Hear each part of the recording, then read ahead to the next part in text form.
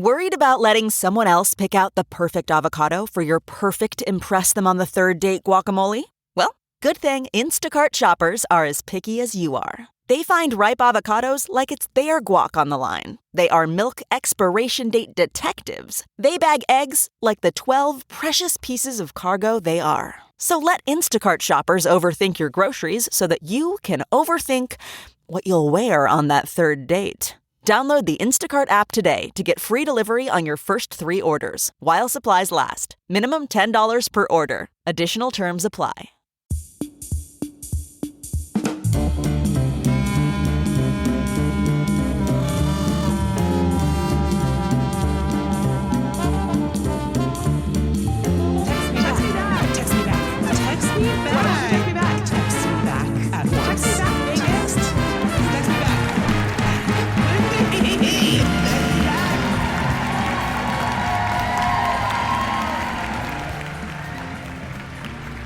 Hello! Oh boy. Oh, who's ready for some comedy? I love to laugh. I do. Well, here we are. We didn't done it again. America. We done it again. We done on again. So today, the episode that came out today, by the way, we recorded before we knew what was going to happen.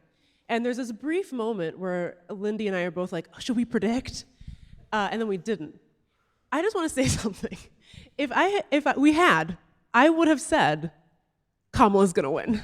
Like, I was sure of it. I really was sure of it. I was like, it's looking good. Somehow we're going to pull this off. Despite how stupid this country is. I'm like, she about to do it. She about to do it. And then on Tuesday, my world was shattered anew. I think you said it as you put it earlier today. They got our asses. They so comprehensively got our asses. You know what? At every level, our asses were got. You know, there's no area in which my ass was spared. Do you know what I'm saying? I do. Yeah. I do. You guys feel, you know what I'm saying? How are y'all's asses feeling? Bad? Needless to say, we don't like this. I don't like it. And we don't know what to tell you, except look at us, how cute we are all here in a room. Look how cute we all are. You're so cute. And this is going to be a really, really fun and funny show. We are going to, as you all know, I hate to leave a person feeling like there's nothing you can do and we're fucked permanently. I do want people to feel, I really don't think that we're fucked permanently. Well, it depends on what day you ask me. But so we are going to have we're going to be hearing from Oregon Speaker of the House Julie Fahey later on and talking a little bit about how local politics might save our asses a little bit. And we're going to be talking to Emmy-award winning, beloved comedian, Guy Branum. He will also be talking about his ass. Our call time today was 3 p.m., which was more time than we needed. And so we have been revving up in the green room for 4 hours. Just drinking full sugar Coke. And I'm ready to go. I'm ready to have some fun. What else are you going to do? It's all we got is just having fun with our friends. Right? You know? So, look, we're going to have to talk about the bad thing, but mostly we just want this to be fun and funny, and maybe you laugh and forget about your ass for a hot minute. So I guess we'll start with a little segment we like to call Tidings. I don't have the song, sorry. Should we try to sing it again? Glad tidings, glad tidings, glad tidings, glad tidings, glad tidings, glad tidings. Oh my God, I mean, better than the professional choir. Yeah, not pitchy at all. So good. You're through to Hollywood. So here we're gonna tide. I just have a mini tiding first of all, which is that Portland, Oregon / Beaverton, the whole area, absolute blockbuster food scene. Like, we are from Seattle. We were born there. Seattle sucks ass when it comes to food. In Portland / Beaverton, you can just wander in off the street to any weird little restaurant, and it's the best shit you've ever eaten in your life. Naturally, today, Meagan and I, finding ourselves here for one day only, we went to Red Robin. Yum. Let me tell you. Sorry, it lives up to the song. I'm sorry. That shit slaps. It was so good. I was like, I'm trying to get some of those wide angle fries that they have, you know? And I was like, I hope they hit like I remember. Oh. They do. They surely did. Oh my God. Surely did. There's a new thing at Red Robin because I haven't been there in quite a while. They, like, you know how at like a Mexican restaurant, they bring you a basket of chips on the house? They come out with a basket of fries at the beginning. And they just put it there. And it had ranch and barbecue sauce. You tell that bird I say what's up. It was great. It was amazing. I think, honestly, I mean, Red Robin, great Seattle company. I think it might have been better than the Washington Red Robins. Oh. And I know that... You're on notice, Washington Red Robins. I know that doesn't make sense because it's just a corporate monster at this point, and so all the food comes out of a bag from the back of a truck. But, like, I don't know. It's a good bag. I think the Robins that are working back, fluttering around the kitchen in Oregon are working harder and smarter, and they're putting a little more love into my bonsai burger. Here's what I got. Okay, I said this is a mini tiding, and it is, but I just want to acknowledge that I went to Red Robin thinking that I knew for sure what I was going to get, which is obviously buffalo clucks and fries. Doy. Which is chicken strips tossed in buffalo sauce. They call it, oh God, they have some stupid name for it, like, upgrade your clucks to bangin' clucks, but I don't know. Anyway, I was like, obviously I'm gonna get that. But then I got there and that bonsai burger called to me from my youth. Mm-hmm. And if you haven't had this, it's a hamburger, but it has teriyaki sauce on it and it has a pineapple ring. It is so good.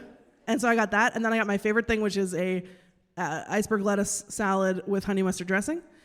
And then I got a child-size chocolate malt, which is plenty of malt. And that's my story. It's a good story. And if you're the IRS, I would like you to know that was a business expense. Because we discussed business at the lunch. It actually was the first, like, fun thing that we've bought with our podcast money was my bonsai burger and Meagan's cheeseburger. And it felt really special. It rocked. It was amazing. So yeah, that felt really good. It was like, yeah, look at us. Red Robin still exists. We're doing it. Yeah. Okay, tiding part 2. This one, I made up a theme song for it. Okay, ready. I haven't practiced it. I thought of a concept for a theme song, sort of, which is... Beep,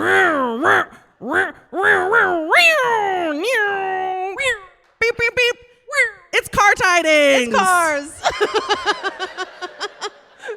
Should I start? Okay, so on Tuesday, nothing else was going on Tuesday. So I was like, so my husband and I were like, should we go buy a car? We'd been researching, we'd been hyper fixated on the research. We were like, what should we get?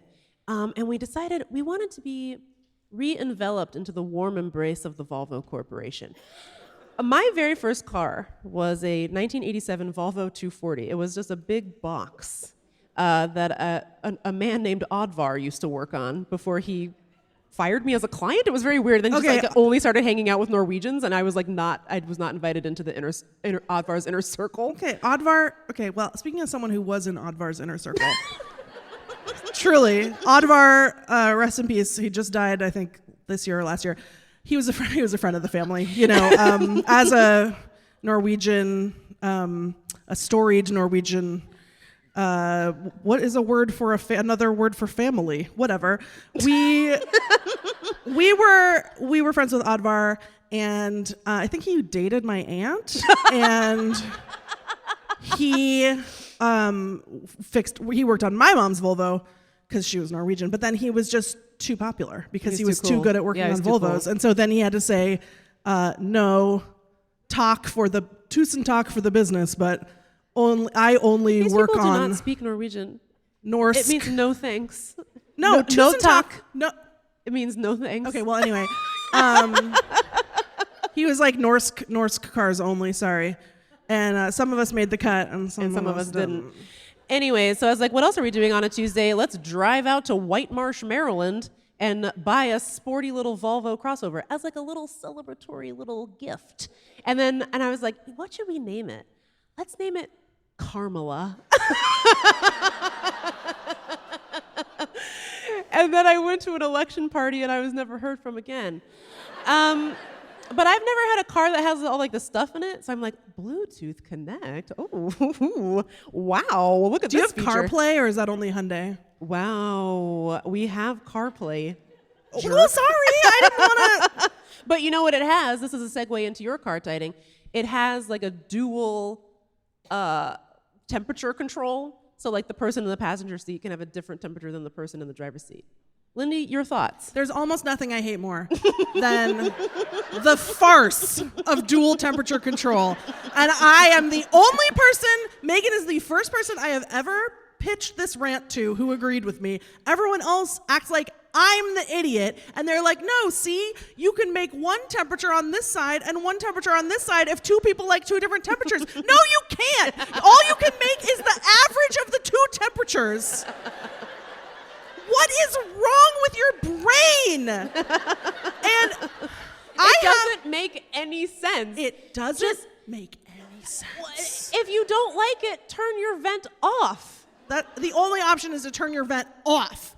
Because if I'm cold and you want your AC on, then my heat is on, your AC is canceling out my heat. If I'm hot, which I am, and then you want to have your heat on, you think because you're 8 inches to my right that's not going to affect me? That's not going to get these things going? It's just... For those listening audially, I pointed at my armpit. The car technology has not gotten to a place where the barrier between the driver and passenger is blocking airflow. It's not happening. It's like, okay. Just turn it up or turn it down or put on a sweatshirt, you maniac. I have a thing. I have a couple of little minor compulsions that I don't think about. I try not to think about. But like a thing that my friends have always made fun of me about is that I cannot walk next to you on the sidewalk without being in step. And I won't say anything. I will just do a little hop. And then people fuck with me and they notice and they do another little hop to get out of step. Which is like, I need all new friends. But my car has a button called sync, S-Y-N-C. And I push the little sync button and then both sides of temp sync and it can be controlled with one knob. And that's the way I like it, because if it's not like that, everything's wrong inside. Yes. All my organs are itching. I don't like it. And it doesn't even do the thing that you want it to do. You can't have your side at 68 and my side at 65 and have it be different. So, but like the fact that no one agrees with me,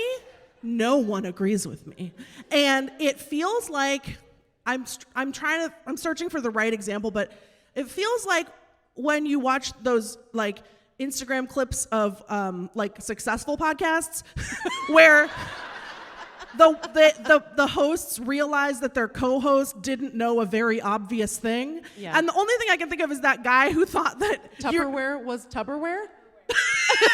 It wasn't no, that but guy? that's a good one. I was going to say mine's much grosser. The guy that thought that you're supposed to hold the toilet paper and poop into it in your hand. And then the other people are like, what? And that's how I feel about all of you who think that for some reason reason you're a totally normal person in the rest of your life. You go to work, you're successful, everyone likes you, but then you believe that the two people on the two sides of the car can have different temperatures? What? I feel like you're the toilet paper guy. That's what I'm saying. I'm the only normal person on this earth. Yeah. Okay, that's my car talk. And now look at you. Now you're all heated. I know. I'm so hot. And I would love a little vent blowing just right on me. at a balmy 65. Oh, no. 65. I like a 62. I like the AC cranked all winter. The only way it's okay is if... say someone had a illness or like they needed to have like the windows down. You had to have the windows down in the winter and then you wanted some hot air blowing on your foot. Like, okay. But that's too specific. That's the exception that proves the rule. I agree with you. Thanks, Meagan. I agree with you. I'm going to pull back the curtain and say, I don't think that clock is right. I don't think we've been talking for 20 minutes. Well, it was at negative 10 minutes when we stared. So if we've been talking for 30 I'm gonna be honest minutes? with you, I have no idea what's going on right now. All right, if it starts to get to be like 9 o'clock, can you all start yelling a little bit? Because we don't know what's happening. You just start slowly filing out the doors. That's fine. Angrily, and then we'll know that the show is over. That would be great. Thank you. But yeah, we're out of tidings. Yeah, we are out of tidings. Are you thinking that we've been talking too long or not long enough? I'm thinking we're supposed to bring out our guest. That's what I think we're supposed to bring out our first guest. But he's not. I don't see him. So I don't know. You know what we didn't do, Meagan? Is What? ask our first guest, how do you want us to introduce you? Oh, we didn't ask him that. So, Oh, there he is. coming out right now to do his own introduction, it's Emmy-award winner, writer, and comedian Guy Branum. Hi, Guy. He's an actor, writer, and comedian. Hello. Hello. Hi. Welcome to the program. Tell them some of your credits. I just won an Emmy for writing for Hacks. I'm on the show Platonic, but you guys don't know about it because it's on Apple Plus and they hide their television shows. Octavia Spencer is at a show for 4 seasons. None of you have ever heard about it. And I am one of the early noteworthy footnotes in Lindy's book. It's true. You explained to me about queer-coded villains in Disney movies. Oh, yeah. Now well-trod territory, but know. back in the 20-teens, we were all learning. I was like, We were so young. I mean, I think I just texted you and I was like, Guy, is Sir Hiss gay? That's the snake from the animated Robin Hood. And you said, yeah, he's gay. Guy, how are you? How are you hanging in there? Well, you know, I feel really bad because yesterday I got to do a fun game show and then I got to come here and it's been nice. I've been chit-chatting with you guys and I haven't been thinking about, I think the weird thing about this situation is just we don't know what the future will bring. We have had 4 years of Trump presidency and we all made it, not everyone made it through, but, it wasn't as terrible as it could have been. And, I'm feeling weird. We're all feeling weird. Yeah. It's hard to, I think, as far as like processing my feelings about it, it feels worse than 2016 in a lot of ways, because at least then it was like, obviously we had a clear vision of what it could be like, but we didn't have like data points just yet. Now we do, and people affirmatively chose it. And I think what I'm really struggling with is, this man won the popular vote. You know what I mean? That's a big shift from 2016. Well, as a liberal, I got tired of people on the left yelling about, we must abolish the Electoral College. Yeah, you're going to have to win Congress first. Yeah, right. You're going to have to, yes, we must abolish the Electoral College, but to do that, you have to do the things required to abolish the Electoral College. But this time it wasn't, oh, he won because the Electoral College is bad. This time he won because people chose him, because people stayed home, because people thought, a lot of people thought it was a better option than a highly competent and capable woman of color. Yes. I think it's a little bit easy to be like, well, if only she had done this and if only she had done that. And at the end of the day, it's like, if she'd like tacked left. I've seen that a lot. Like if she'd just gone to the left on this issue or that issue, and it's like, I don't think that the numbers are showing us that information. And I think at the end of the day, it was just regular classic sexism and racism that did us in. But I also think that there is maybe a silver lining to be seen very, very far and distantly past many terrible linings. Yes. But so frequently we can construe politics as a thing that is done by politicians to us. Mm-hmm. Did Hillary go to Wisconsin? Like, are they doing it good or they're doing it bad? We don't like them. They're doing it bad. And there's something interesting about seeing the will of people who were angry because they felt that the Biden administration wasn't meeting their needs enough. And it, you know, the horrible thing about it is it feels like democracy. Yeah. You know? It does. Wow. And I don't like it. That's a really good line. And really sad. Yes, if I give up comedy and just go to audiences and want to chill them to the bone. Welcome to our comedy show. I do stand-up spooky. This is a haunted house. Welcome. I don't know. Yeah, I guess it just sort of feels like, you know, people are worried about the economy, and it's like, really, you don't care if I live or die? You're upset that eggs are $5? You know what I mean? It's like eggs are really expensive. Like, why are these egg people coming out of the woodwork so upset about eggs? In Washington, eggs are like $8. I didn't vote for him, but I'm just saying they're really expensive. My second guessing of Kamala, and none of us should be second guessing Kamala, is why didn't she at that debate just say, how much do you think bacon is? As he was yelling about bacon, he does not know how much bacon is. Yeah, this hasn't gone shopping probably in his life. But also the other part is like, what's so hard about this loss is that when Biden stepped aside, every fucking Democrat and Liz Cheney were like, let's put on a show. Pete Buttigieg, you're going to make the sets, and AOC is going to write a song, and John Fetterman is going to not be helpful. Yeah. But it really felt like as a Democrat, everyone was on the same page. Everyone understood that this was very, very important, and it felt really meaningful. And then, you know, 69% of non-college men were like, we got an opinion too. Unfortunately, they let us talk. I mean, I remember that day. And it was like, because, I mean, this probably isn't true, but it's kind of true, because due to Day Job LLC, Meagan, like, kind of knew first that what did I know? About that Biden was... Oh, that he was going to step down. I was like, don't tell. Meagan was like, big news coming soon. And it was a huge day for me. I was very excited to By the way, that almost never happens. Like, I get a lot of gossip that never delivers, and this time I was like, oh boy, did I nail it. But then the announcement came out, and then we were maybe recording that day, or we were having our business girl meeting, I'm not sure.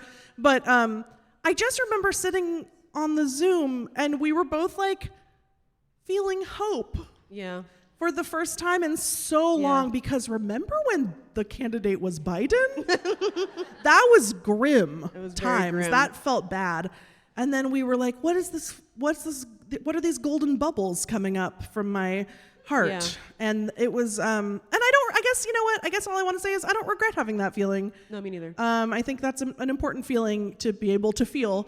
And that's kind of why we're doing a comedy show. Yeah, you know? I mean, I think the worst, I mean, we've talked about this before. I mean, there's nothing inherently wise about being cynical and like, you know, making people feel stupid for being hopeful is not a way to build a movement. It's not a way to like win stuff. It might be a way to make you maintain your street cred if you end up being right, but it's like, now I don't want to be around you. Like, fuck you.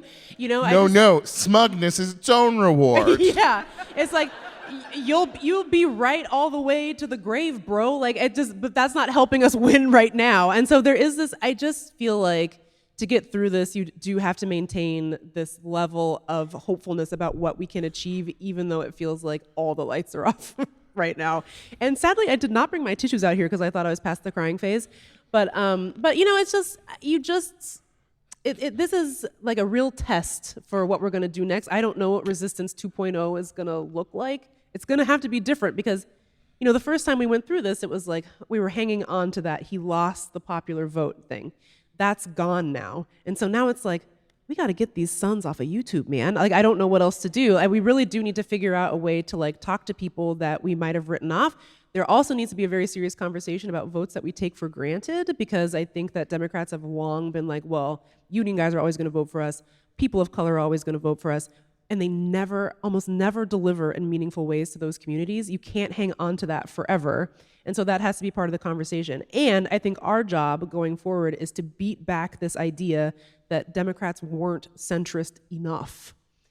You're already starting to see it, that like some more moderate members of Congress who won their races are putting out statements. Tom Suozzi, one of my least favorite members of Congress in the history of the institution, put out this statement basically saying, we need to work on things that people actually care about instead of being woke. And it's like, nobody was... I reject the premise because nobody was even being woke in a way that I thought was cool or helpful. But it is true that we need to focus on things people care about. That means like raise the fucking minimum wage. Like, why has it been the same since I was in high school? Like, that's crazy, But you can't just say, well, the other guy's worse, so people of color are just going to keep voting for us. We learned this year that that's not true. And again, this is mostly white people's fault.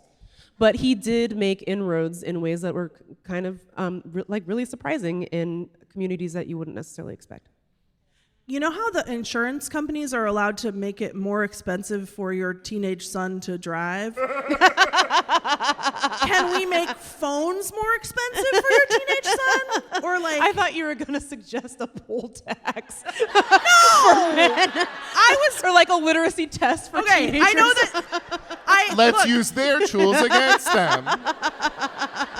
You thought that's what I was going to say? Yes. That's so mean. No, in fact, this is a great victory for me. I held a thought in my head for 10 minutes while you talked from earlier when you said we've got to get your sons off the internet. I was like, I know a way. Here's my pitch.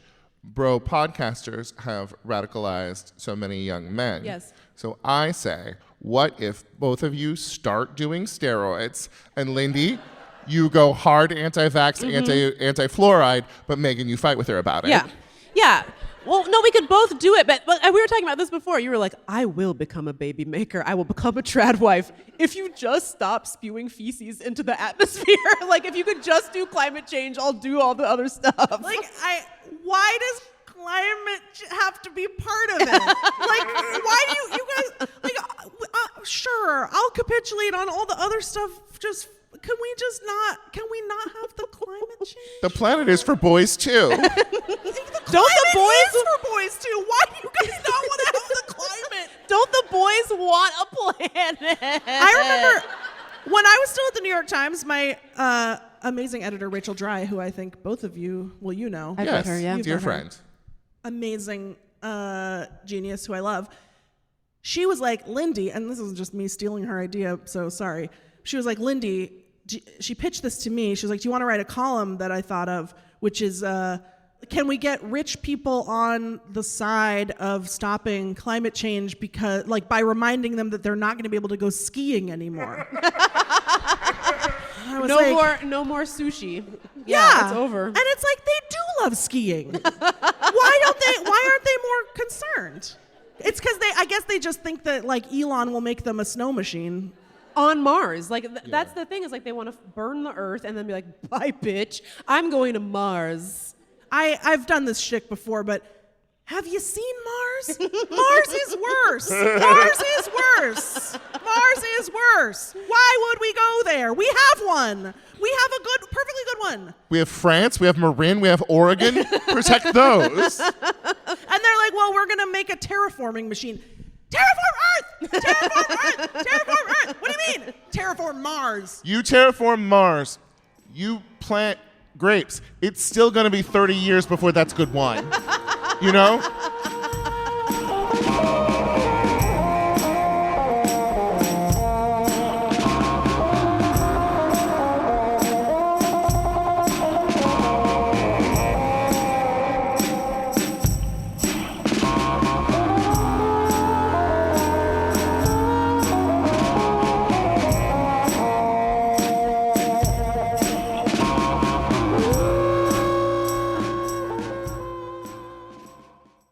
My dad works in B2B marketing. He came by my school for career day and said he was a big ROAS man. Then he told everyone how much he loved calculating his return on ad spend.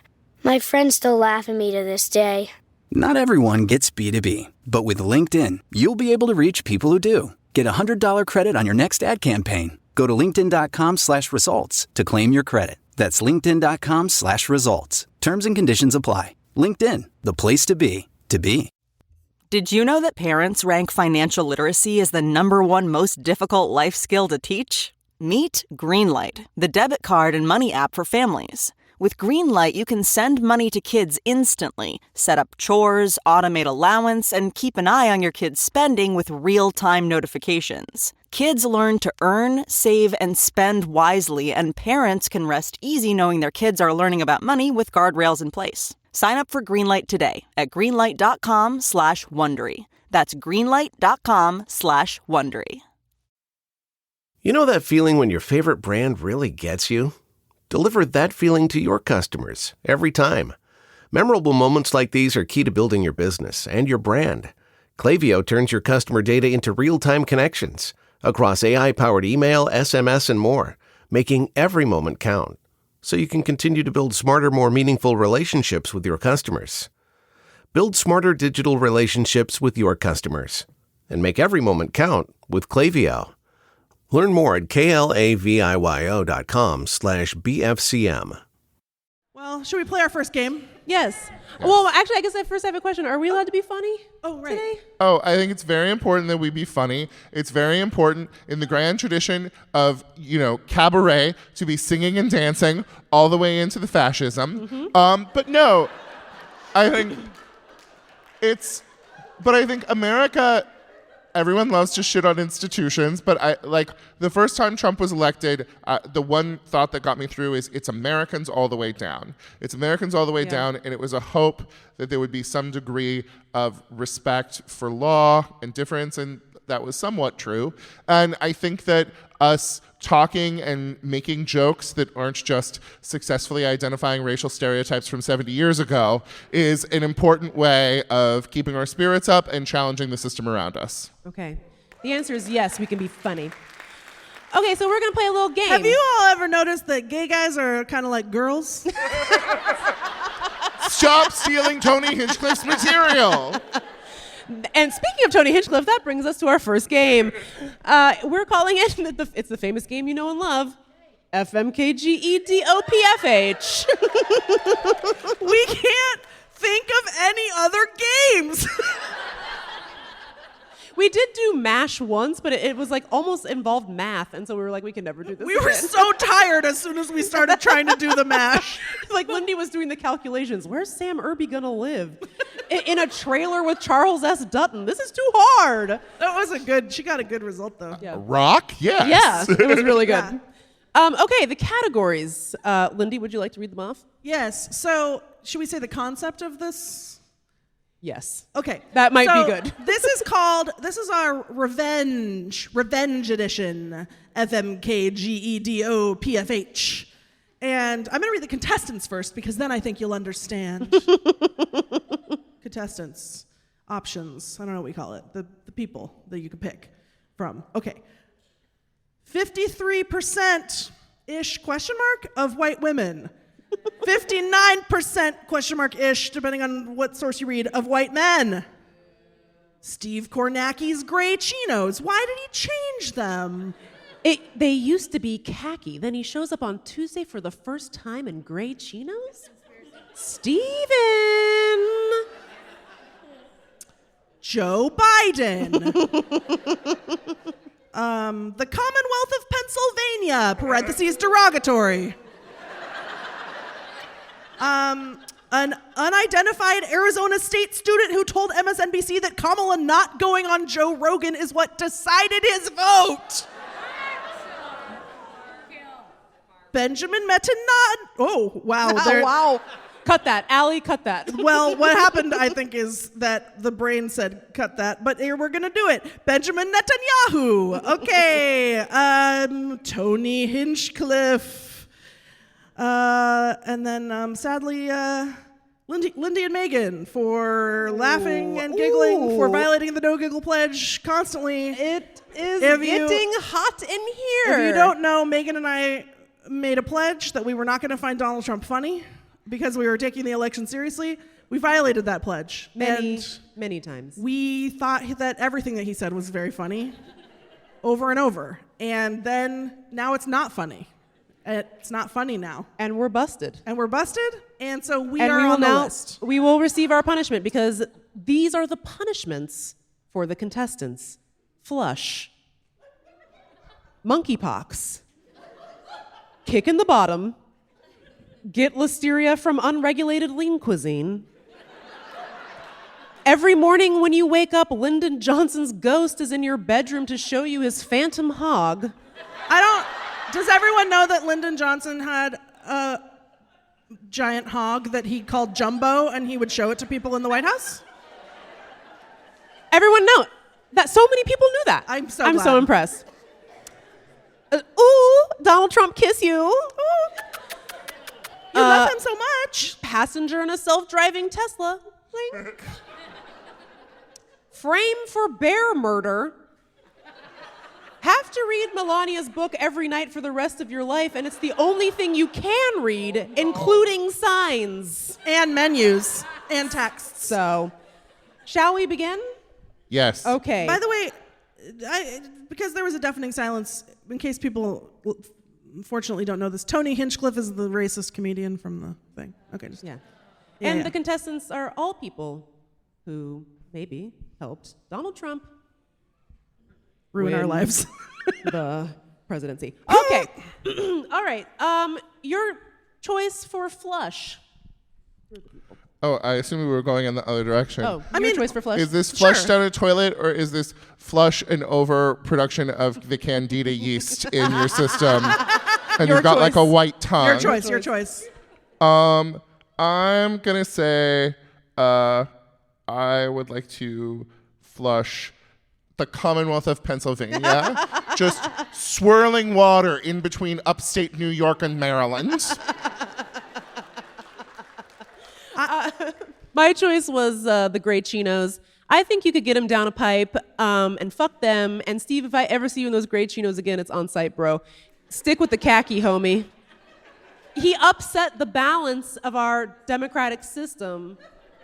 I don't want to see it. This is why we have institutions, you know? This is why we have norms. What about our norms? The norm is what khakis. About our systems, our norms, our institutions? And he shows up in chinos. The khakis are as much in the Constitution as the filibuster. So, you know? So, and the number of Supreme Court seats. Yes. Not in there, by the way. No, that's good. That means you can add them. I'm going to flush. Sorry, were you still talking? No, I'm done talking now. I'm going to flush Benjamin Netanyahu down the toilet at Mar-a-Lago. And I want, because I think, okay, so say he travels to a far point, he gets stuck, but like it's inaccessible. But he's not yet over the property line where it would be the city's responsibility. Yes.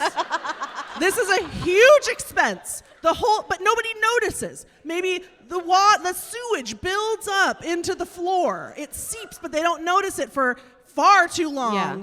The whole thing becomes soaked in feces, and then and he's still alive. We're not killing anyone, so he's also in there. He's pooping and peeing, and he's adding to it.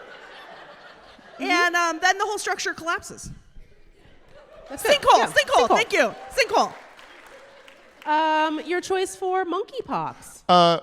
Prime Minister Netanyahu would be my choice for monkeypox because I am myself Jewish and I would like to see something horrible happen to him, but in a very biblical, plaguey, kind of suffering kind of way, having to, when Israel turns itself against God, God is supposed to then wreak vengeance upon them and make them suffer and no pain. I'm getting too real now.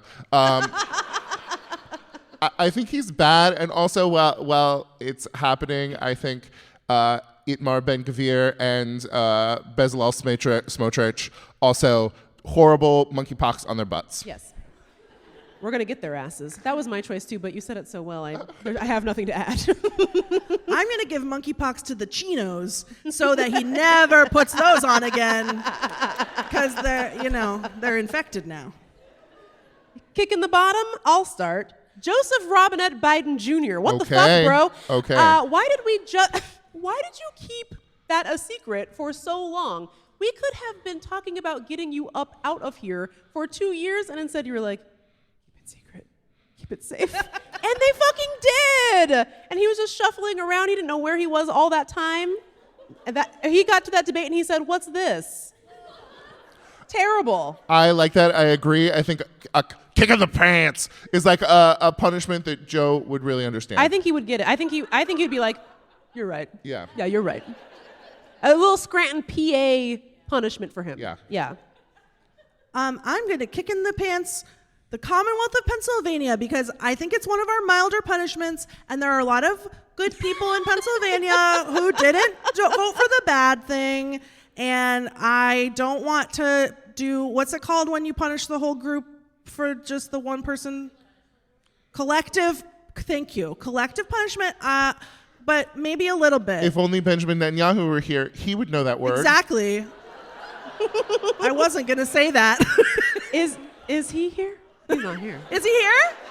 Okay. Who here is Benjamin Netanyahu? If you're Benjamin Netanyahu, can you call our best friend party phone? And leave your direct number, because I have some stuff I want to tell you. I want to say, can I predict? Did you also kick in the butt, Joe Biden? Yes. Okay. Can I predict that I think we might all be on the same page on this one? Get listeria from unregulated lean cuisine? I don't know. I'm choosing 53% of white women. I think they already have the lean cuisine in their freezers. I think that we can work with them to make them stop being so dumb. But first, they deserve a lot of diarrhea. And hopefully vomiting, and hopefully at the same time. I think they should have to make a tough choice. Where does the garbage can go, and where does the toilet go? Both ends, fuckers. I disagree. I think this is Tony Hinchcliffe. He is an endlessly smug shit, and I want him to have to take an endless shit. Yes, fair. I gotta agree with Megan on this one. But I think also you have the inability for the rest of your life to stop buying lean cuisine. Yes. You cannot deviate. It's not always gonna have listeria, but you will have no way of knowing. Yes. So you will be afraid. Yes, I like that. Okay, every morning when you wake up, Lyndon Johnson's ghost is in your bedroom to show you his phantom hog. I know. By the way, guess who thought of that category? Disgusting. Megan made him into a ghost. I just said the real guy is I there. did make his hog be a phantom. That's true. I did do that. I'm gonna choose Lindy and Meagan for that. Because, and look, I know that is not feminist. It's not good to show your hog to your coworkers and subordinates in the White House. Don't get it twisted. I'm not for that. However, if someone opted in, and it's so funny. Remember that video where he talks about his bunghole? His bunghole. He called up his tailor and was like, I need some extra space in the pant leg near the bunghole. Because he needed extra space near his bunghole for Dumbo. Jumbo? Dumbo. I don't know. I can't exactly think of a downside. Like, you gotta have an alarm clock. That would make me laugh every day. Every day. Lindy, you're not playing in the spirit of the game. This is supposed to be a punishment. We are giggling. Helped Donald Trump. I'm a little devil. Which is why I have chosen 59% of white men to receive the blessings of Lyndon B. Johnson's hog. And here's why. I don't think he's going to be able to talk about his hog the whole time. I think he's going to probably start talking about his legislative accomplishments as president. Thus, the white men will learn about civil rights. So, and that's their punishment for putting my civil rights in jeopardy. Fuck them. Fuck them very much. I like that argument. I'm signing on to Okay, that. sensational. What's next? Donald Trump kiss you. Ooh, Donald Trump kiss you. That one goes to Lindy and Meagan. They need to learn their lesson. Oh my God. A kiss on the cheek from him. Oh, I don't think that's what's I don't implied. think it's lips is implied. I think lips is implied. Oh my God, Guy, I never in my life thought you would do this to me. No, but the punishment fits the crime. It kind of does. Well, Jesus, you guys are crazy. I picked the Commonwealth of Pennsylvania. That's what you wanted. Donald Trump kiss you. Ooh. Enjoy, bitch. I pick an unidentified Arizona State student who told MSNBC that Kamala not going on Joe Rogan is what decided his vote. Well, I was thinking him for the Lyndon Baines Johnson hog because he is a result of toxic masculinity, and I want him have to look at like necromantic masculinity. That is a good argument. Okay. Passenger in a self-driving Tesla. I think this needs to go to 59% of white men out there believing and doing whatever Elon Musk says. Hey, now how much do you trust him? You know, I was gonna say Hinchcliffe because I feel this one is it means that you die. Excuse me. It's implied. Wink. But also, if we lost 59% of white men, ooh. it would be like... No, that's what No, it would be like... But also, it would be like Russia in the 70s, where like all the old people are just ladies with like scarves on their heads, and that would be fun. Yeah. Well, so I didn't finish my sentence. I was like, oh, it should be Hinchcliffe because, I don't know, I just feel like like no one would notice. Who cares? He, like, you know, I feel like he's killable. But then I think you're right, because what if, like, if we're talking about, oh, what are we going to do? Put 59% of white men in a self-driving Tesla winky face. It would really That's such change a wise things. choice. I feel like I was being hyper specific in my choices. For this, I picked an unidentified Arizona State student who told MSNBC that Kamala not going on Joe Rogan is what decided his vote. I just feel like the punishment very specifically fits the crime in this case. But to your point, it's kind of the same rationale. You know what I mean? But It's the same rationale, and it's a good start. Yeah. You know? like we could and start also- there. We could see how it goes. Wink. And then maybe we broaden the program after that. Yeah. Just a reminder. Yeah, maybe we let women go in the car. We restore the right after Trump Vance takes it away. No, but I'm just saying 59% of white men does include the big boys. They would also go in the self-driving Tesla winky face. So What are you talking about? I'm saying that Donald Trump and J.D. Vance would have to go into the self-driving Tesla. They voted for themselves. Let's. All right. Hey, Lindy, I want to caution you right here and now. I once made a salty joke about a presidential family member, and my home was investigated by the Secret Service, and then I couldn't host a game on Kelly Clarkson with Michelle Obama because the Secret Service wouldn't let me. And let me, from that, make 2 points. Be careful what you say, Lindy West, as your friend. And the second thing is to Tony Hinchcliffe, who's the rock comedian now? Real comedians aren't allowed within 300 yards of a president. Yeah. And by the way, what do you mean you're investigating me? I thought the self-driving Tesla is perfectly safe. It's a great invention. So how could I possibly be threatening anyone? I'm not. Yeah. I believe in the Musk brain. Okay. Frame for bear murder. I don't have anyone left. I do. Steve Kornacki's great chinos. I want you guys to think about that Netflix limited series 20 years from now.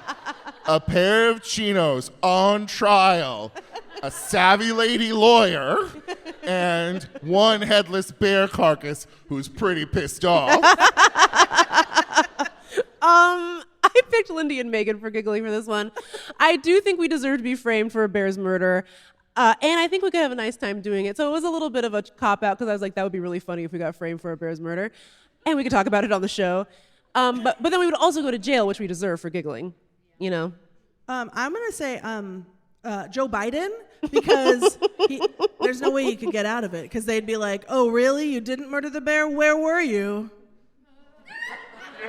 Where were you 2 weeks ago? He'd be like, who could say, really? Sorry, that was evil. I'm so evil today. It's been a hard week. It's been a hard week. You got to read Melania's book every night for the rest of your life, and it's the only thing you can read, including signs. Wait, this is the one I believe in most strongly. This is the only appropriate punishment for 53% of white women.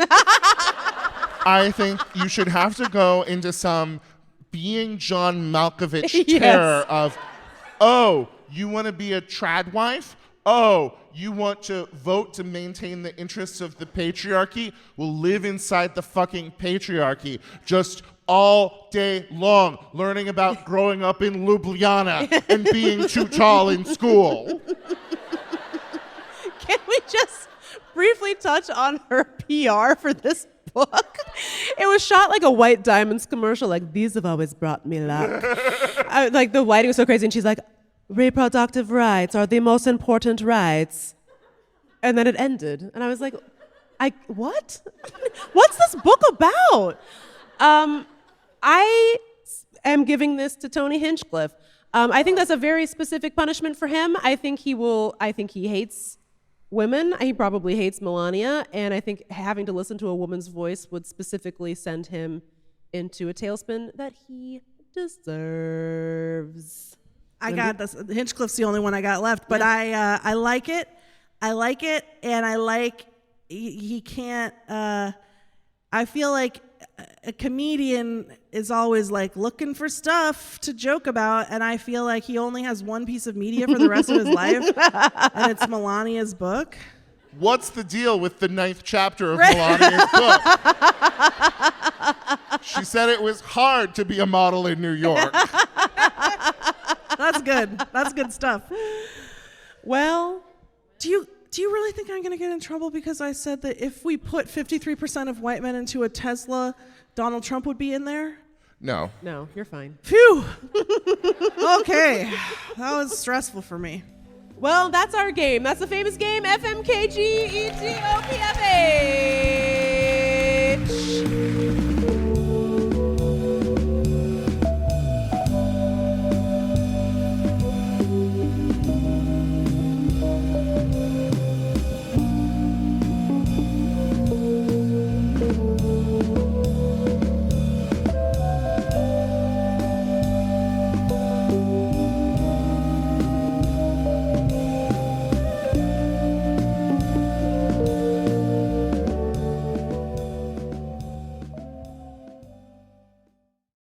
Your business deploys AI pilots everywhere.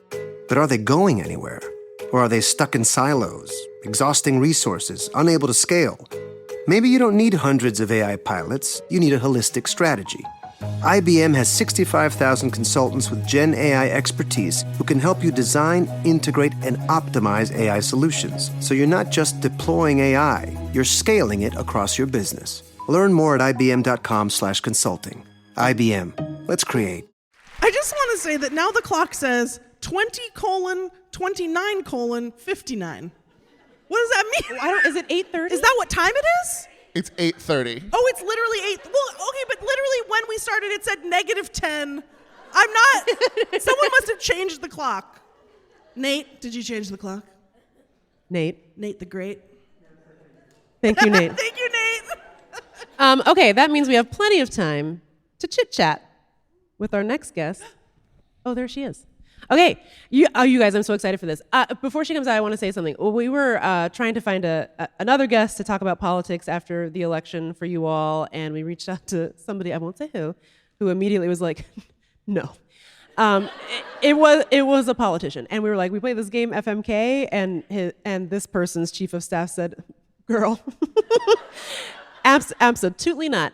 And then I was like, maybe we should Google around for some local politicians who'd be cool to have, and I found this person in my Google search, our next guest, and then I'm really lazy and never emailed her, and then she emailed us.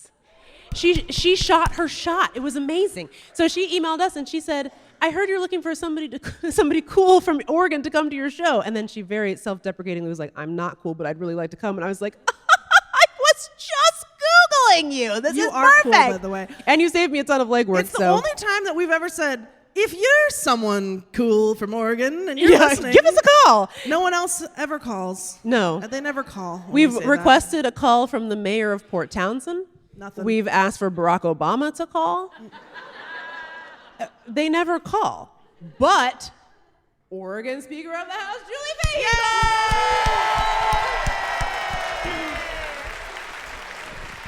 Hello. Welcome. Thank Thanks for you. coming. We're so excited to have you at our comedy show where we're laughing. And thank you for listening to the podcast. I'm very honored. That's crazy. Yeah, well, I think the actual quote was you were looking for someone cool and famous from Portland, and I said I'm none of those three things. Yes. Because I don't think I'm that famous, and I'm from Eugene, so...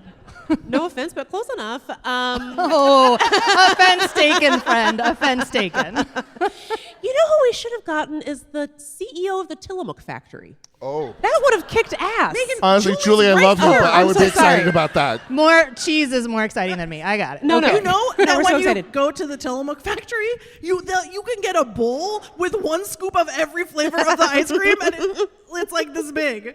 Yeah, I'm just saying. So, Julie, the question is, where's our ice cream? That's your first question. Well, I failed in my first assignment. I'm bringing you Tillamook ice cream. Okay, all right. Well, it's going to only get more difficult from here. Sorry, can I say one more thing about Tillamook? Oh, my God. Can I just get, by applause, who agrees with me with the correct opinion that the best Tillamook flavor is Tillamook Mudslide? Thank you. Okay, that's all. All right, nailed it. I'm sorry, I want to step in here. Julie, you have the vast powers of legislation in this state. Have you ever considered, I'm sure you have like a state flower and a state bird and everything, but have you ever considered legislating a state size of cheese? And the state size of cheese is that, these words specifically, motherfucking 2-pound plastic wrap block. Yeah. 2-pound block. Yeah, absolutely. But we should get that on the flag. Have you ever considered instituting a state podcast? Speaker of the House, Julie Fahey, your That comment. is a great idea. We have so many state things. We have a state pie. What is it? What is it? Huckleberry? It is the Marionberry Oh, that's a good pie. That's a really good pie. With a little scoop of Tillamook ice cream. We also have a state potato. Or state vegetable. It was very controversial. It's the potato. Which is why Idaho now wants to take us over. Oh, well, do you blame them?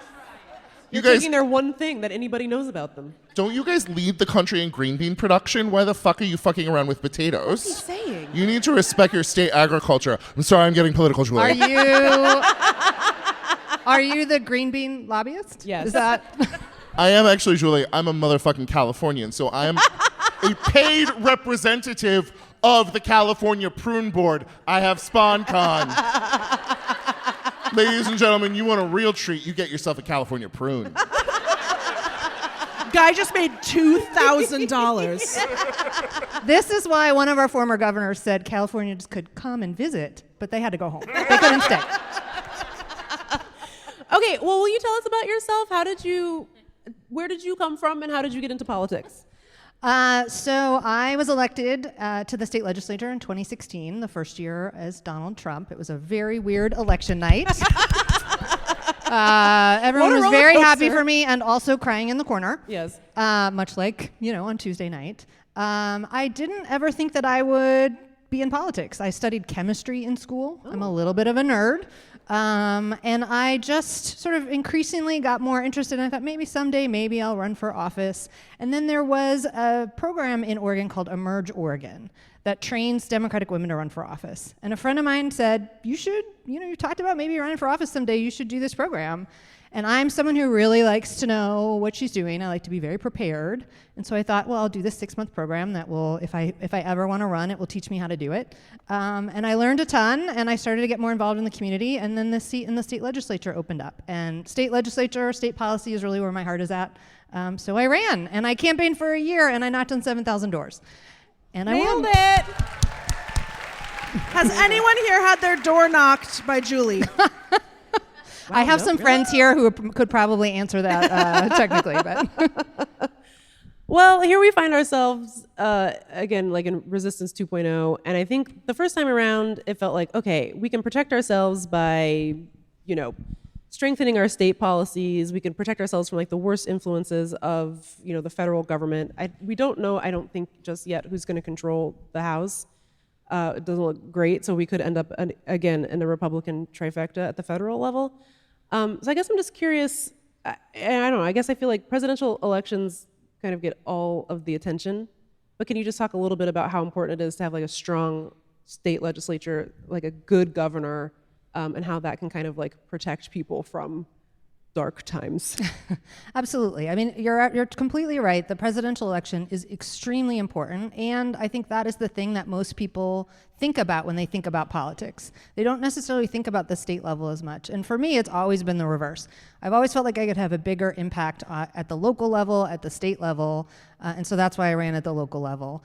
And I think right now, state legislatures are the most important democratic institution we have in this country.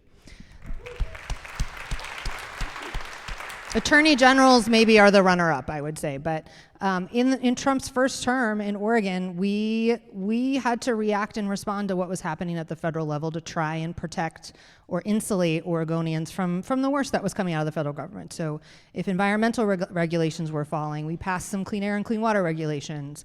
The first thing that we did in 2017 was say, okay, we need to codify Roe v. Wade into Oregon statute because we could see it coming. Workers' rights, immigrants, we were seeing an increase in hate crimes, and so we strengthened our hate crime laws. And at the same time, regardless of who's president, we have an obligation to govern our state, and that means to do good things and to improve the lives of the people who live here. So we passed paid family leave and, increased corporate taxes to spend $1 billion a year on school and common sense gun regulations and to govern the state and to do good things in the face of inaction or terrible action at the congressional level. So that's, I know that this is a really scary time, and it's scary for me too, but we have done this before and we will do it again. We just need to have an agenda that passes policies that makes lives better for people, and to keep an eye to the federal government of what can we do at the state level to insulate. Yeah.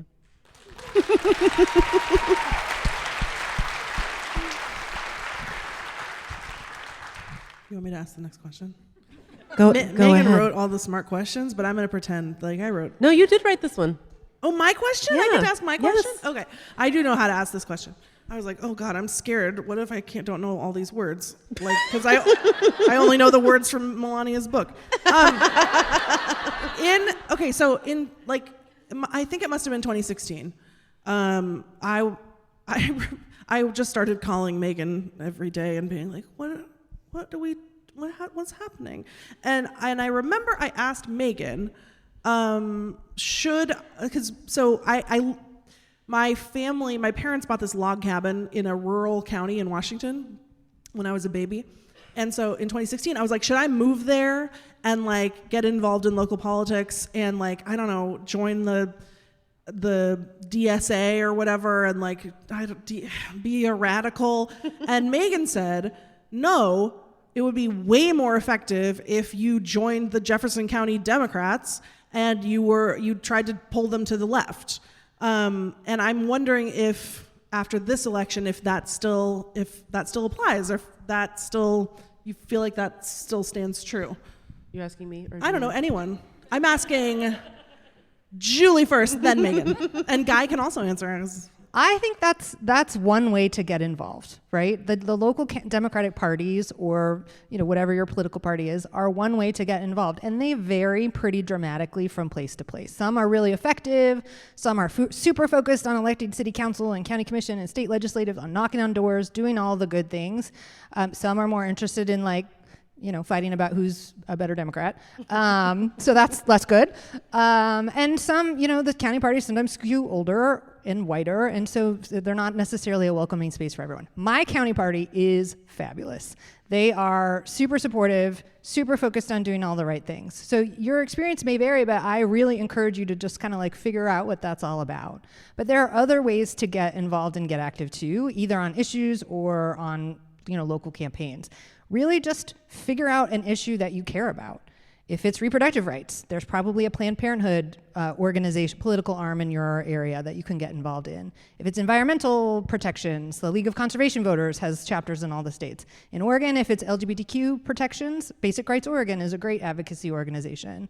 Those folks will have, if you're in a labor union, talk to your labor union, man. They know exactly which candidates you should be supporting and what the volunteer opportunities are. So the county parties are one way, but I don't know what's in Jefferson County, Washington, but probably none of those things. But Bears. Do the Bears have a PAC? Do they have a PAC? Do we have turnout stats on them? How do they vote? Trash. They vote for trash. Yeah. Yes. Julie, I've been thinking of saying that the system is broken and needs to be burned down, and that we can't do anything through the system that we have, and then watching several episodes of the show Alone on the History Channel. Do you think that will help create change?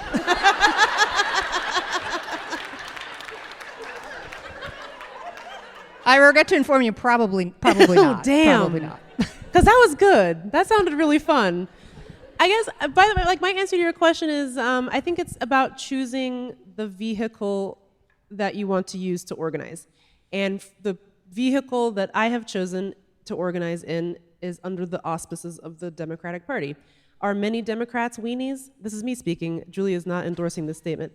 Yeah, hell yeah. A bunch of them are a bunch of big old weenies, and not in Jumbo. not in the Phantom Hog way. And state...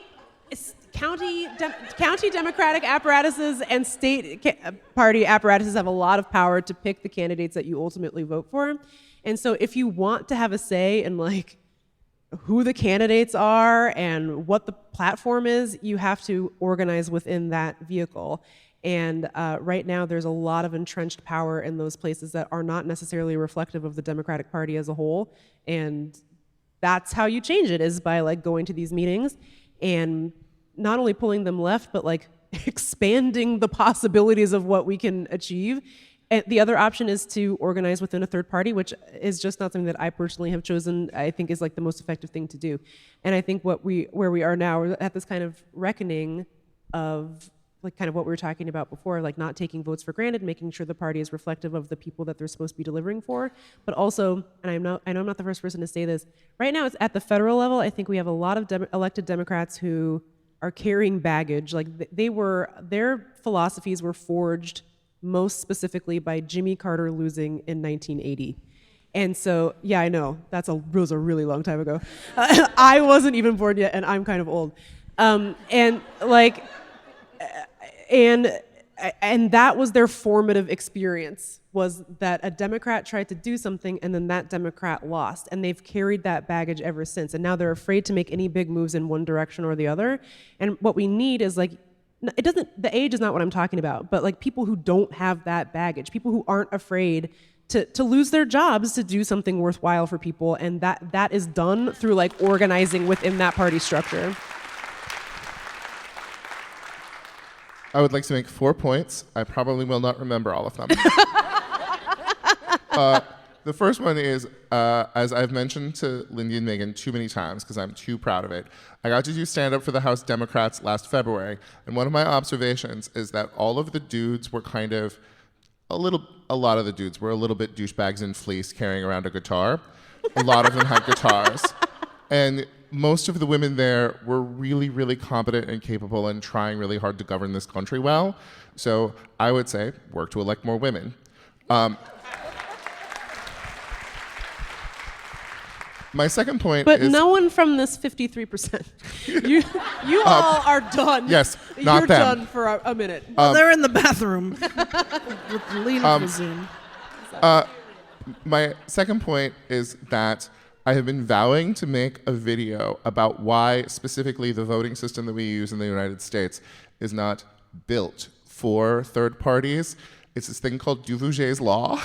And I need to explain, I need to make a video where I explain it to people that no one will watch or enjoy, but I will feel satisfied. But it just leads, even in countries where you do have a viable third-party system, in Canada and Britain, so frequently you end up with 30% of the country electing a majority. I don't think that's good for democracy. I think America's two-party system, were it healthy, is a great way of letting people feel like they are being governed by a majority. But that can lead to this kind of conservatism, which leads me to point 3, and that is, in California, we have a primary system that allows in liberal districts, we have a two-phase election where everybody runs Republicans against Democrats, and then whoever the top 2 vote getters are move along. And that allows very liberal districts to have a choice between maybe a more moderate Democrat and a more progressive Democrat. And I think the more that we can do to switch up the way that we vote in this country, the more we will do to switch up who is elected in this country. So just an idea, Julie. I'm just putting it out there. What was point 4? Was the soft pitch to Julie. Okay.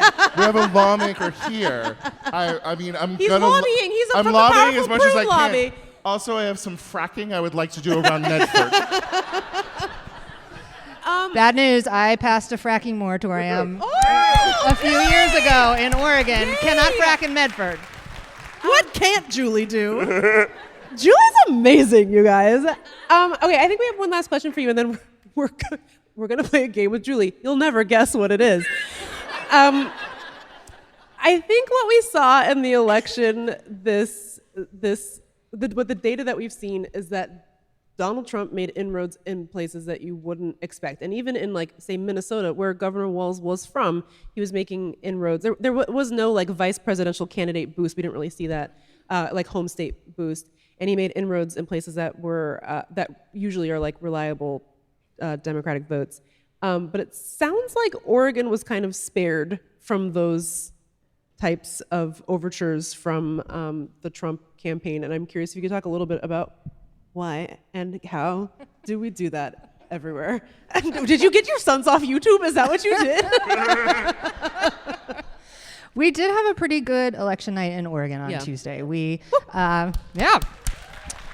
So we elected Democratic Attorney General, Secretary of State, Treasurer, and we held picked up a seat in the Oregon legislature. So we kept our pretty strong majorities there. So and I don't know that there's any one single answer as to why that happened, right? I think it's probably complicated, but I'd talk about 2 things. One is candidate quality. So we recruited candidates that their values are aligned with Oregonians' values, and we have great candidates.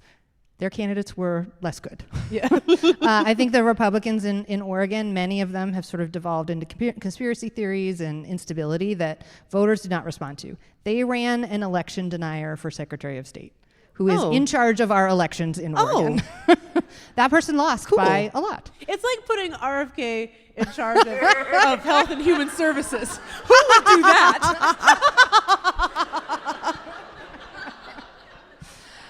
So that is sort of, I think that's the first piece for sure. We run good campaigns, we run good candidates, they run less good candidates. But the other piece is to what you were talking about earlier about our governing philosophy. We believe in the legislature that our job is to make people's lives better and to pass policy that actually meaningfully impacts their day-to-day lives. And so we have had a Democratic trifecta since 2012 in this state. Lucky. So we have done what Governor Walz said. He has this famous quote, well, famous to maybe me and Megan, and I maybe love no it. one else, that we don't win elections to bank political capital. We win elections to burn political capital and to make people's lives better. Yeah. And I just fully believe that. And we're, paid family leave, sick leave, raising the minimum wage, free community college, expanding access to preschool, housing investments, behavioral health. I mean, the whole long list of things we have done in Oregon. Yeah. I guess I feel like I may think by contrast, what you end up with in DC is I mentioned this at our election preview. It was such a simpler time. But this thing happens where for some Democrats, the bipartisanship is in and of itself a goal. Like, it's more important to get Republican co-sponsors on your thing than to actually pass it. They're just obsessed with it. They're really obsessed, and that means that stuff gets watered down and then it never passes. And if it does pass, it's just not as impactful. It's like means tested, or it's temporary.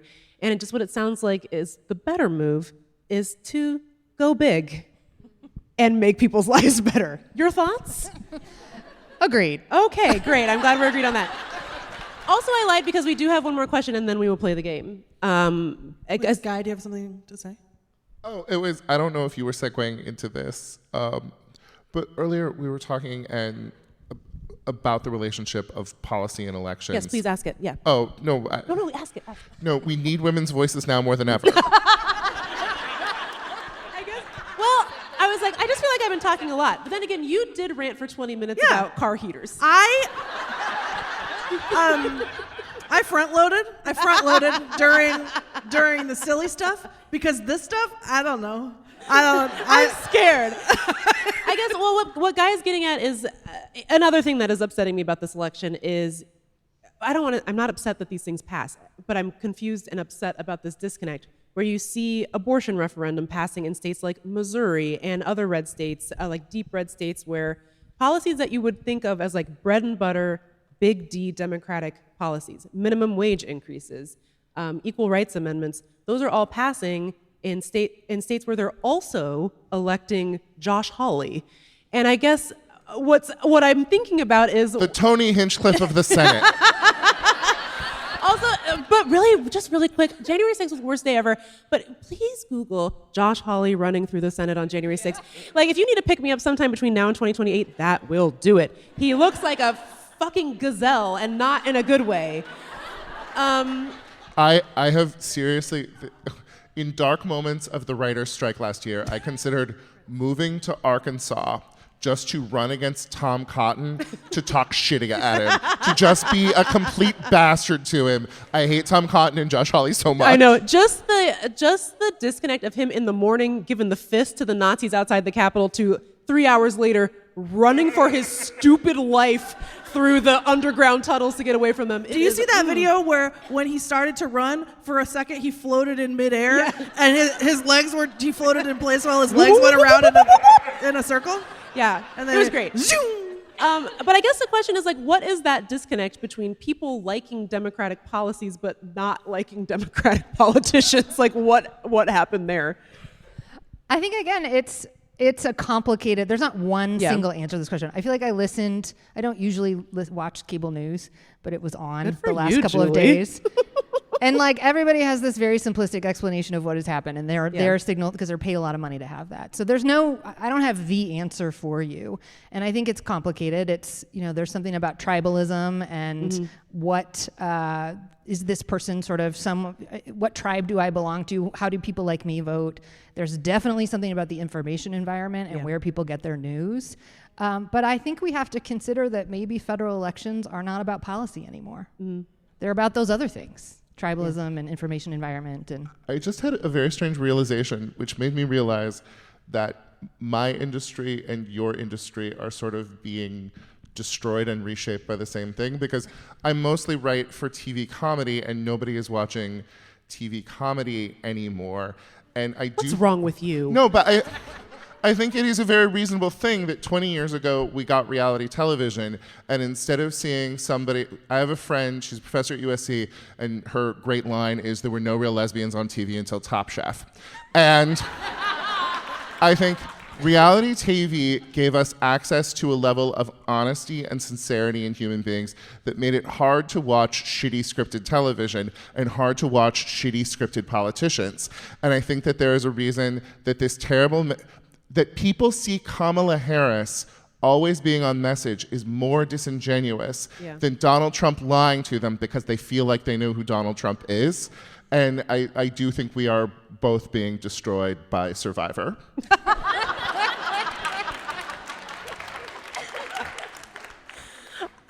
I really appreciate you being here and talking through this with us. I feel like... Can we play my little game before you guys play the big game? Yes, I forgot we have a mini game and a maxi game. Okay, so here's my mini game. Off of this issue of like Democratic politicians being sort of stilted and bad in comparison with the nut jobs on the right, I wanted us to build a Frankenstein's monster of a Democratic candidate out of pieces of people that we love and adore. Let me start. And I'm going to start by two things. I want the cultural knowledge and communication ability of Alexandria Ocasio-Cortez. Yes. Because nothing made me feel more confident in my government than when she was like Twitch live streaming with Tim Walz, and they were watching the Trump rally, and Tim Walz was like, "Who's that?" And AOC was like, "Oh, I think that's Tony Hinchcliffe." And it was like just that she was aware of like the weird Austin bro comedians made me feel much more comfortable, and her live streams are always really good. And then the sweatshorts of John Fetterman. Not many of the other things of John Fetterman, but the fact, like, this party that is supposed to be the party of the working man only understands lawyers and suits. And I think that we need to have people that a plumber can look at and say, he has my best interests at heart. That's a norms disruption that I can support. Shorts in the United States Senate, yeah. Mine's kind of a cop-out because we already talked about it, but I want we don't win elections to bank political capital, we win elections to burn political capital. I want that Tim Walz piece in our dream candidate for the future. Julie? I would say, so I'm someone who really cares about policy. You know, I'm not a show horse, I'm a workhorse. And to me, that's in a state legislature, we are working legislators. We don't just push buttons and go on C-SPAN or whatever. We actually develop policy, and we have a lot of challenges at the state level that we need to solve. So I want someone who's willing to dig in on policy, regardless of what their ideology is. And so to me, the Frankenstein's monster, I would take Elizabeth Warren's focus on policy. Just really quick, I love her. Yes. I'm obsessed with her. I've met her a couple of times, and she is one of those politicians who remembers who you are, remembers where she knows you from. She just has a way of making you feel special, and we could have had it all, you guys. We really could have had it all. Lindy, your choice. Like big boobs, like but like massive boobs. But whose are we talking about? Are we talking like dolly jugs? Are we talking? Yeah, like cocoa, like iced tea and cocoa. The boobs of Coco. The jumbo hog of Lyndon Johnson's Ghost. The brain of Elizabeth Warren. The philosophy of Tim Walz and the shorts of John Fetterman. You're welcome, DNC. Okay, we're gonna play our maxi game. You'll never guess what it is. It's FMVPMGDOS. Here's what happened. We had already planned this one. Then the election happened. Then we were like, wow, what do we do? And then we thought of the other one, the revenge one. And we were like, we'll do both. Everyone likes it, so here we go. We're doing another one. Get into it. Okay. So your categories are F, Mary, Veto, pass bipartisanly, most likely to be fear-mongered about by the opposition, get a black and gray realistic tattoo of /Liv Moss La Vida Más Fina, defend vigorously on whatever Oregon's version of C-SPAN is, which I think might be Hello Rose City, which we were on this morning. Organize a protest against and sing karaoke with, and which song? Are you ready? Okay, here are the policies. Protecting and expanding abortion rights and IVF, building more housing like a proud YIMBY, self-serve gas. I'm not taking a position on it one way or the other. Okay, make college free for in-state residents, raise the minimum wage. I put in an evil one as a gimme, so we'll see. Impose a sales tax in famously sales tax-free Oregon. Ooh, suspicious. Return to 90s era tough on crime laws like California for some reason. Free childcare and free school lunch for baby Oregonians and babies only. No, just kidding. And expanding human rights protections in state law for LGBTQ people. Julie, who are you gonna F? What policy are you going to F? Is it just me? I'm the only one doing this? Oh, no. Okay. All right. I mean, if Guy has a riff, you're welcome to jump in. Feel free to punch this up. I got some things in my pocket. Okay. Guy, do you know about pump your own gas here? Once I was driving back from a college show at McMinnville College, and I was running out of gas, and I kept going to gas stations and trying to pump my own gas, and it was like I was in a ghost town. Okay, what are we effing? All right. So, caveat.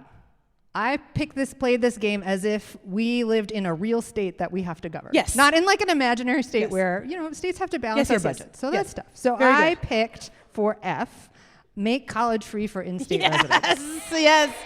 It's a good setting for F. And because, it sounds exciting. Yeah. Maybe a little sexy. Yeah. Ooh. But maybe like some conditions on it, some boundaries. There's going to be beer, so that'll be helpful. Yeah. So Oregon we have free community college but there's some eligibility criteria and all of that. So it's a great policy, but maybe not in every circumstance. Yeah, but a good way. Yeah. I would fuck the rights for gay people.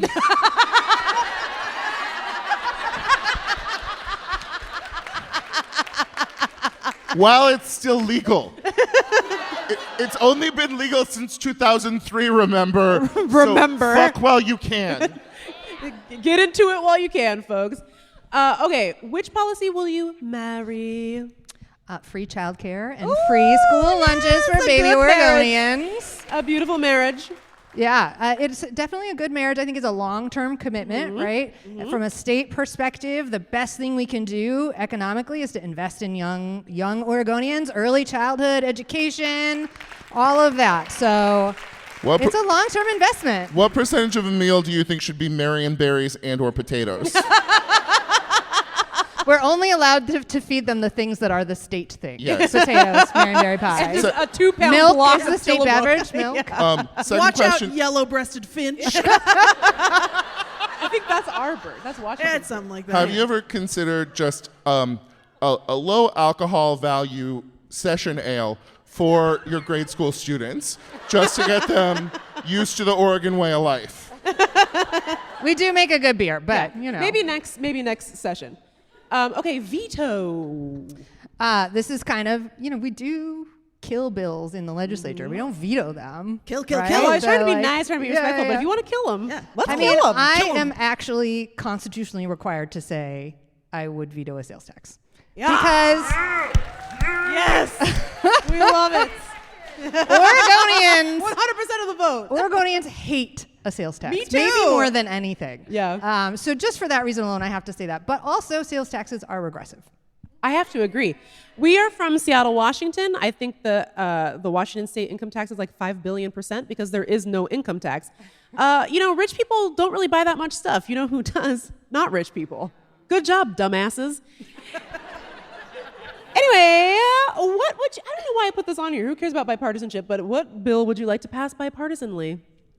So I'm a little nervous about this one. Ooh. Yeah. Spicy. I'm kind of afraid the audience is going to turn on me. Oh my God.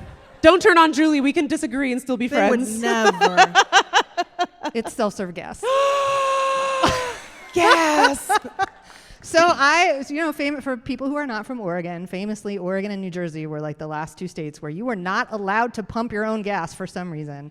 And I worked for 4 years to get a bill passed that says you can pump your own gas now. You don't have to. Oh, look, they love it. Everything's fine. Okay. You don't have to. At least in the urban areas, at least 50% of the pumps have to be full service. So you get to choose. To choose. Julie, have you seen that viral YouTube video of the guys who try to steal from the man who is at the gas pump and then he shoots gas at them and lights it on fire? Are you concerned about this leading to a rise in vigilante justice? I have not seen that video, but I can tell you people texted me that Zoolander gift about 5,000 times after that bill passed. Okay, So. can I say we're like going overtime, and I'm doing. Yeah, but I don't know what any of this means, so we'll just finish it the game. means we've been doing this for 95 minutes. Have we? Well, we started a little bit late. Okay, but I just want to say that 2 times when I was having, I don't know, the kind of depression where I was like, I'm in outer space moving through my life. One of the times I had two gasoline incidents. One of the times and this wasn't really my fault, but you're technically not supposed to turn it on and go in to buy candy. You're supposed to watch it. And so one time I started it and then I went in to buy candy and the automatic shut off did not shut off, and then I came back out and it is spewing gasoline. It is squirting like into the sky all over my car, just out around the nozzle. Oh Lord. It was so scary. And by the way, you know who doesn't care?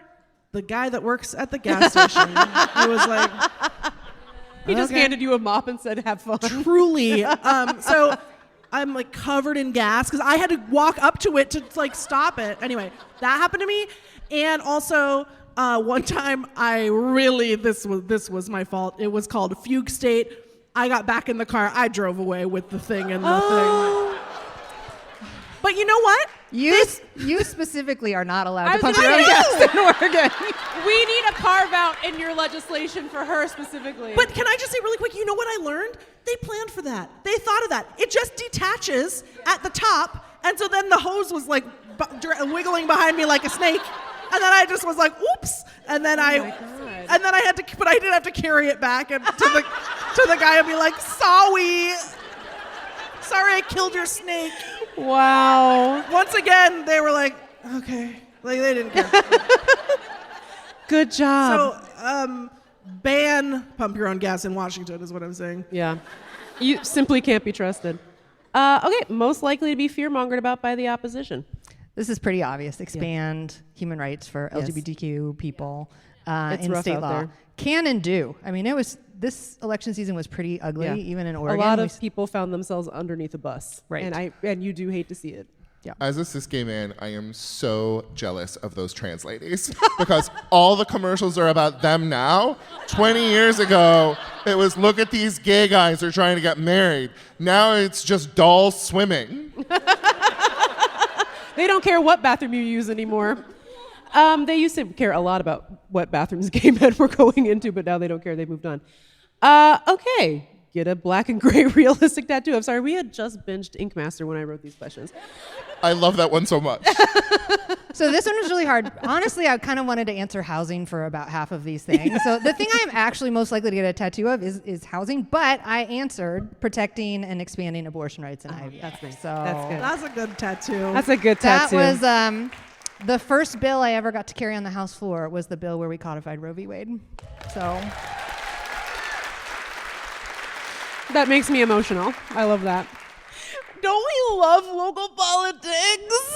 Yes. Okay, defend vigorously on whatever Oregon's version of C-SPAN is, and what is Oregon's version of C-SPAN? Oregon's version of C-SPAN is OPB's Think Out Loud with Dave Miller. Ooh! There's some think heads out there. If you're Dave Miller, give us a call. And I put building more housing like a proud YIMBY. That is, I used to be the chair of the housing committee in Oregon, and it was and is kind of my mission in life to, every time I'm in a room full of Democrats, to convince them that we actually need to build more housing. Are you listening?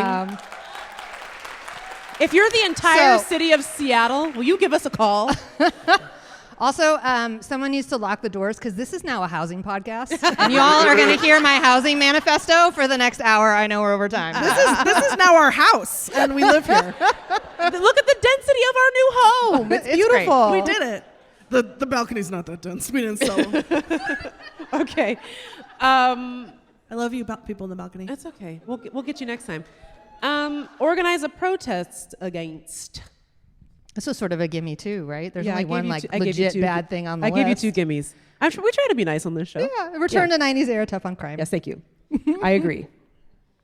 It sucks. And that's another thing that I feel like is kind of zombie. There's a lot of like panic from the 90s that seems to be zombified and coming back, and like LGBTQ panic is one of those things. Crime panic, homelessness panic. I don't like it. It's too many Ryan Murphy limited series. Mm-hmm. They're getting our heads, Menendez brothers, OJs, our brains are going back there. Can I offer a spicy take? Go on. I think that I would get a realistic black and gray tattoo of the tough on crime 90s crime laws. Because it would be so cool. You could get like the Terminator or like some kind of like. You could get like a brass knuckles on the Terminator. Yes. I guess. Yeah. Because he's doing crime? Well, or he's just from the 90s. Don't you think he's like an artifact of like, we need a tough cop to walk slowly through city and punch, and then he became the governor of California, so it makes a lot of sense. I like the aesthetic of the 90s tough guy. Sure. I'm like a 90s tough guy, but with a heart of gold. Okay. I prefer a 1980s buddy cop where one of them plays by the rules. Or the other one, he's a bad boy. And the other one is a dog. and is 1 week from retirement. Yeah. Julie, you should go into my business. They teamed up for one last case. Okay. And finally, sing karaoke with, and which song? Well, the policy is raise the minimum wage. Yes. And I got to say, I really, really wanted to pick something cool. Yeah. A cool song to impress the young people. Yeah. But the first thing that came to mind was She Works Hard for Her Money by Donna Summers. Yes, that's so good. So no going back from that. That's a good one. I very strongly felt that I would like to karaoke with abortion rights. Yeah. And for a reason I can't specifically explain, it's Shania Twain's That Don't Impress Me Much. Let's go, girls. Oh, yes. Speaking of going, girls. Yeah, speaking of 90s buddy cop, I'm getting too old for this show. Well, we've gone 13 minutes. Well.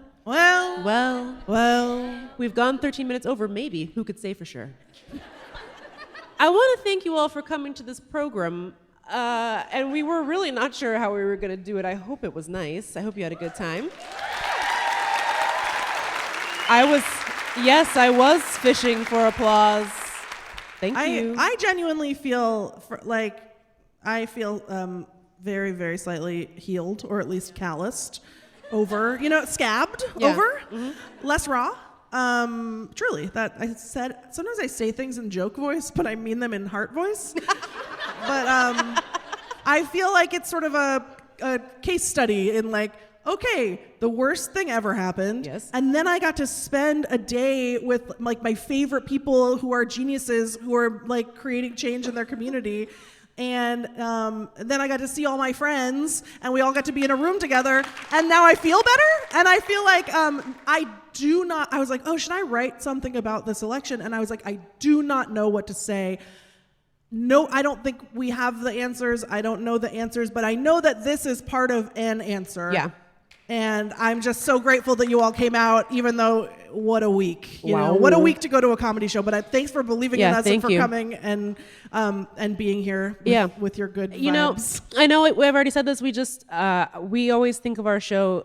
We don't think of our show as apolitical. We think it is, obviously like steeped in politics, but it's not driven by the news, if that makes sense. And so we just hope it continues to be like a nice thing for you, and we'll keep giving you cool ideas of ways to stay involved, anything from like political involvement to honestly just like volunteering to hand out meals to seniors. Like that's part of this too, is just like being with each other and being nice and just finding ways to, wipe your brain of bad stuff. I think I'm going to volunteer at the animal rescue. Yes. That's what I decided. They have a full-time live-in raccoon. That content is for Patreon subscribers only. I have one final political point. Finding out that dude with the big ass who had the squirrel that got euthanized was straight was the most shocking experience of my life. say his name. His name was Peanut.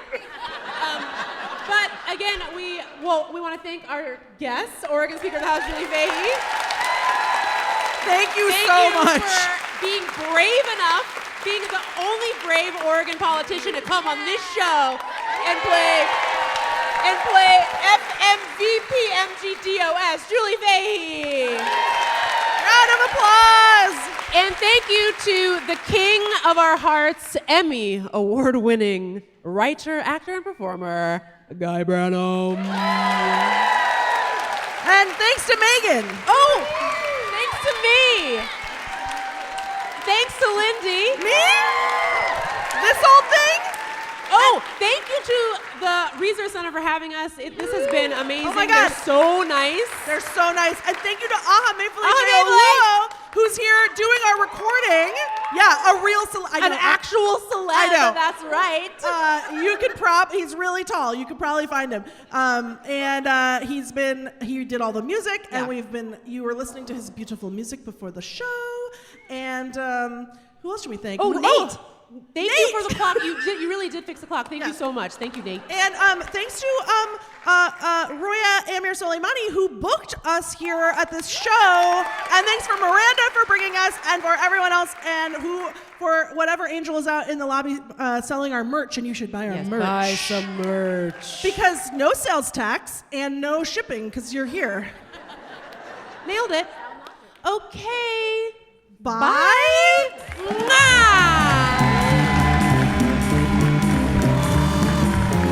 Thank you so much for listening to Text Me Back. If you like the show, please tell your best friend about us. Be sure to rate and review us. It helps people find the show. And most importantly, please support our Patreon so we can keep making this. It's patreon.com/textmebackpod. Text Me Back is a production of Meagan and Lindy, proud members of the BFF Network. Our senior producer is Megan Hatcher-Mays. Our other senior producer is me. Our show is supported by Co-Pilot Collective and produced by Allie Slice. Our digital strategist is Chance Nichols. Diana Bowen is our video and creative wizard. Our production team includes Lindy West, Megan Hatcher-Mays, our loves, our anxieties, and our fears. Our music is by Chief Ahamefule J. Oluo. Special thanks to our perfect angels, Jeannie Yandel, Brandy Fullwood, and Isolde Raftery. I'm Lindy West. And I'm Megan Hatcher-Mays. See you next week. Mwah!